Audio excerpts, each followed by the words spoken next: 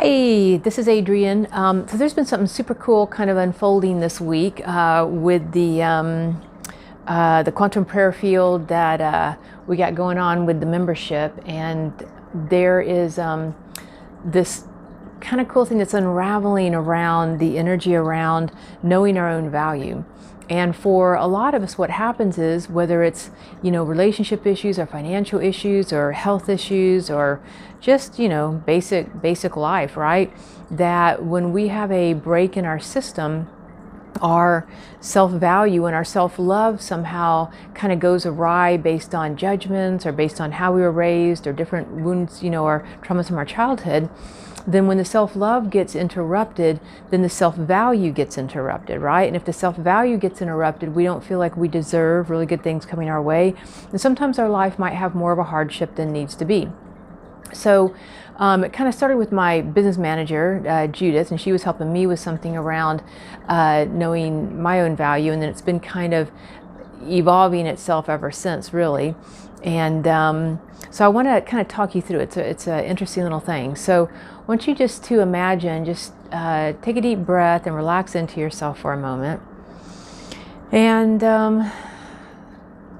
first thing we want to do is just sort of notice on a scale of 1 to 10 how you feel reference to your own inner value. Your capacity for self-love, your inner value. Maybe it's high, maybe it's low, maybe it's somewhere in the middle, but just sort of notice that for a moment, your energy of self-value. And oftentimes you can just scan through your life and notice the quality of your relationships, or the quality of your happiness, or the quality of your health and your finances and things like that. And allow that to be a reflection for you, right? Allow that to be a reflection around this feeling tone of self-value. And usually what we do with self-value is we project it outside of ourselves, and oftentimes that happens when we're very little, right? So if our parents don't have good self-value, or maybe how we felt treated by the family dynamic, or if there's addictions or abuses or divorced parents, there's a lot of different reasons why maybe in the reflection around us, including even genetic patterns that can come down, right? If we don't feel that inner self-love, self-value, then it will be a little bit kind of a little bit awry.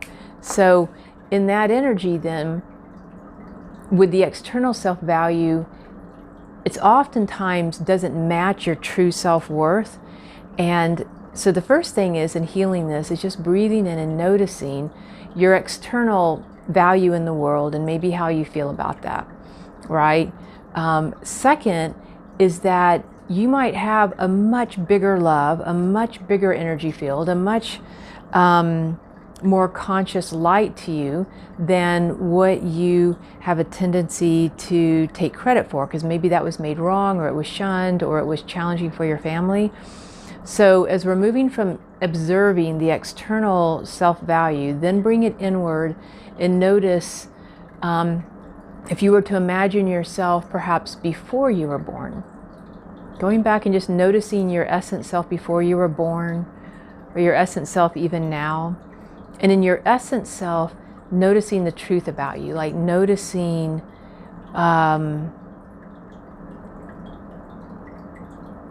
something that maybe about yourself that maybe you have not been fully taking responsibility for, or owning, or acknowledging, just even to yourself, right? Like in my energy field, oftentimes, maybe I feel inadequate.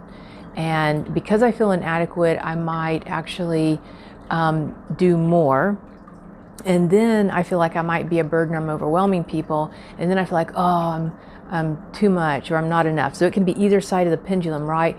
But in truth, one way I compensate that I would say is, I'm doing things that are bigger than life. And in the conversation I was having this week, with Judah, she was like, well, actually, what if you are bigger than life? What if your energy really is that? And I started thinking about it. I'm like, wow, actually, yeah, I do have like really big love or really big ideas or really big energy.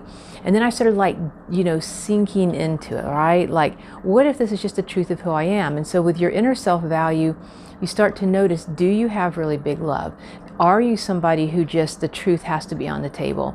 Are you somebody that's very heart-centered or soul-connected or emotionally sensitive or just brilliant or a visionary? And so you start to own that about yourself and let it register for what it really is. And, the minute you own it, you can feel it start to shift. Okay, now this is the third part that's been evolving as the week has been going on. Is now I want you to take that energy. We're going to go into a one heart breath. So I just want you to imagine coming to a one heart breath with your own divine presence. And just imagine leaning in with your left shoulder and hugging your own higher presence. As you bring it down, you call it down to stand before you. And you just feel held in that loving embrace. Maybe you feel safe or protected. Maybe you feel at peace. And what we want to drop into this field of energy, into this quantum field between you and your own divine or higher presence, is I want you to notice feeling valued. So it's not about, we're moving from the energy of feeling valuable, right, in the world by owning the truth about yourself. But now I want you to shift slightly and notice the adjustment happens when you just say, wow, I'm valued. Like breathing in, I'm valued by the universe. I'm valued by my own higher presence. I'm valued by my tribes and councils and angels of light. And just start there kind of on a spirit level of noticing, feeling valued by the universe, by your own higher presence, by the tribes and councils of light you work with. And notice how that starts to build a momentum inside of you. And then before long, you might begin to expand it to say, I feel valued in the world around me. I feel valued in my money. I feel valued in my relationships. And what it's doing is it's literally downloading a new neuroemotional pathway, particularly if you're going into the feeling tone of it. It actually, I find, takes a lot of pressure off. And when I start noticing feeling valued, and this is something that showed up in one of my sessions this morning with somebody, what she was saying is that when she felt valued, she felt like, oh my gosh, I never realized that these beings of light value me. I always thought that, I valued them, or I was so grateful they were in my life, or I was doing something for them. She never really acknowledged or realized how much they value her. And that her service here, from her own higher presence and her own beings, it was really pretty life-changing. It sounds like for her, but also for me, really feeling into that as well. And so when you are realizing that you're valued and that you're here on purpose, it starts igniting a whole different level of your life path, your soul blueprint energy. And it will start to open things up for you, even with just the inner recognition of feeling valued. And then how you lock it in, you do a heart lock in with it, is that you do that one heart breath where you call your divine presence down. You're going into a hug, you're leading in with your left side, so it's your heart and the heart of your divine presence is overlapping. And you just, you just notice how you feel in that hug, what quality essences kind of come while you're just being held. And then, because it's like this vortex of light, you drop into it an elevated emotion. In this case, the elevated emotion is, I feel valued. And you feel that value coming between you and your presence, you and the universe, you and source energy, you and your tribes and councils of light. And then from there, again, as you go about your day, is I am valued. It's just a simple I am statement. I am valued.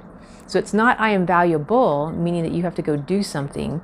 It's I am valued, meaning that the value reference is there whether you do anything or not. So it's it really helps to raise the vibration of our energy and our consciousness quite a lot. So, all right, hope you have fun with that.